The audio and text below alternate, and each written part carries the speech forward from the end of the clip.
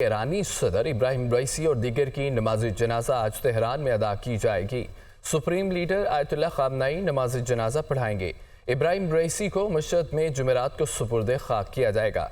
Iran के सदर और वज़ीर ख़ारजा समेत दीगर हुकाम की तब्रेज़ में आखिरी रसूमात में हज़ारों अफराद ने शिरकत की। वज़ीर आज़म शहबाज शरीफ ईरानी सदर की नमाज जनाजा में शिरकत के लिए आज ईरान जाएंगे। ईरानी सदर इब्राहिम रईसी और दीगर की नमाज जनाजा आज तेहरान में अदा की जाएगी। सुप्रीम लीडर आयतुल्लाह खामनाई नमाज जनाजा पढ़ाएंगे। इब्राहिम रईसी को मशहद में जुमेरात को सुपुर्द खाक किया जाएगा। ईरान के सदर और वज़ीर ख़ारजा समेत दीगर हुकाम की तब्रेज़ में आखिरी रसूमात में हज़ारों अफराद ने शिरकत की। वज़ीर आज़म शहबाज शरीफ ईरानी सदर की नमाज जनाजा में शिरकत के लिए आज ईरान जाएंगे। ईरान में सदारती इंतखाबात 28 जून को होंगे। नायब सदर मोहम्मद मुखबर ने सदारती जिम्मेदारियां संभाली हैं। एटमी मुज़ाकरातकार अली बाकरी कुनी को कायम मुकाम वज़ीर ख़ारजा मुकर्रर कर दिया गया है। ईरानी हुकूमत ने सदर इब्राहिम रईसी के हेलीकॉप्टर हादसे की तहकीकात शुरू कर दी हैं। हादसे की मुकम्मल तहकीकात की जाएंगी, नताइज अवाम के सामने रखेंगे। ईरानी हुकूमत की जानिब से कहा गया है। ईरान में सदारती इंतखाबात 28 जून को होंगे। नायब सदर मोहम्मद मुखबर ने सदारती जिम्मेदारियां संभाली हैं। एटमी मुज़ाकरातकार अली बाकरी कुनी को कायम मुकाम वज़ीर ख़ारजा मुकर्रर कर दिया गया है। ईरानी हुकूमत ने सदर इब्राहिम रईसी के हेलीकॉप्टर हादसे की तहकीकात शुरू कर दी है। हादसे की मुकम्मल तहकीकात की जाएंगी, नताइज अवाम के सामने रखे जाएंगे। ईरानी सदर इब्राहिम रईसी के हेलीकॉप्टर हादसे में मौत पर तुर्क मीडिया ने सवालात उठा दिए। हुकूमती सरबराह के लिए 4 दहाइयों पुराना हेलीकॉप्टर क्यों इस्तेमाल में लाया गया? अमरीकी साख्ता हेलीकॉप्टर ईरानी सदर के इस्तेमाल में कैसे आया? कॉन्वे में शामिल 3 हेलीकॉप्टरों पर सवार मुसाफिरों की तरबियत क्यों बदल दी गई है? ईरानी सदर माजी में तब्रेज़ के दौरों के लिए रूसी हेलीकॉप्टर इस्तेमाल करते रहे, अब अमरीकी क्यों करना पड़ा? माजी में पासदारान इनकलाब से पायलट रहा, अब फौज से क्यों लिया गया? जबकि ट्रैकिंग सिस्टम के बावजूद जाए हादसा का फौरी तयन क्यों ना हो सका? हेलीकॉप्टर सिग्नल के फॉल या ख़राब होने का क्यों ना नोट हुआ? दौरा शेड्यूल के मुताबिक वज़ीर ख़ारजा और गवर्नर तब्रेज़ ने 2 नंबर हेलीकॉप्टर में सवार होना था, वो इस पर सवार क्यों ना हो सके?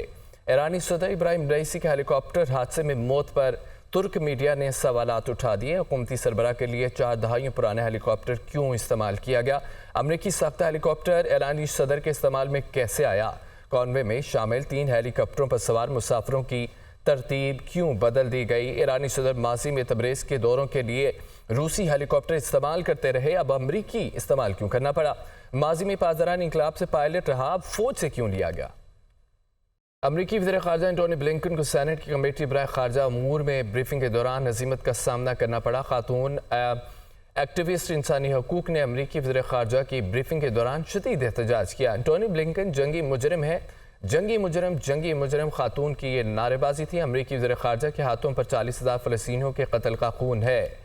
अमरीकी वज़ीर ख़ारजा एंटोनी ब्लिंकन को सेनेट की कमेटी बराए ख़ारजा अमूर में ब्रीफिंग के दौरान हज़ीमत का सामना करना पड़ा।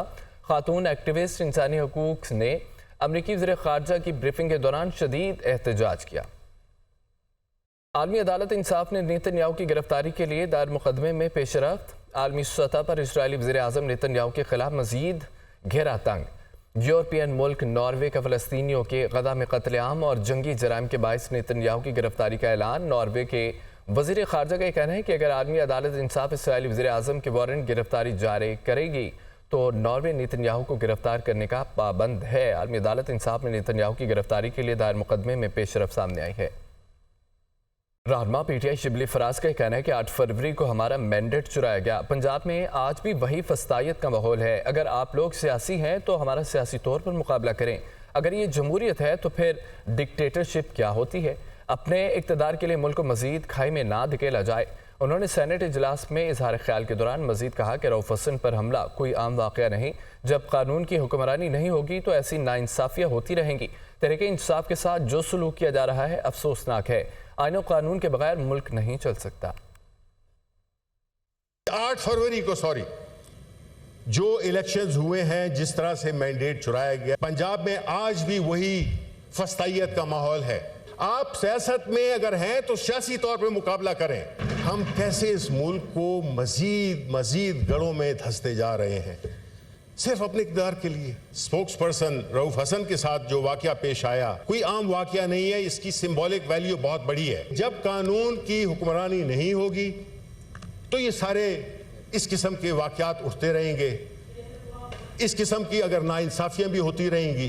पाकिस्तान तहरीक इंसाफ इस वक्त जो उसके साथ सलूक किया जा रहा है, और मुझे बड़ा अफसोस है क्योंकि ये वाक़या कोई आम वाक़या नहीं है, इसकी सिंबॉलिक वैल्यू बहुत बड़ी है। कानून और आईन के बगैर कोई भी मुल्क कहलाने के काबिल नहीं रहता।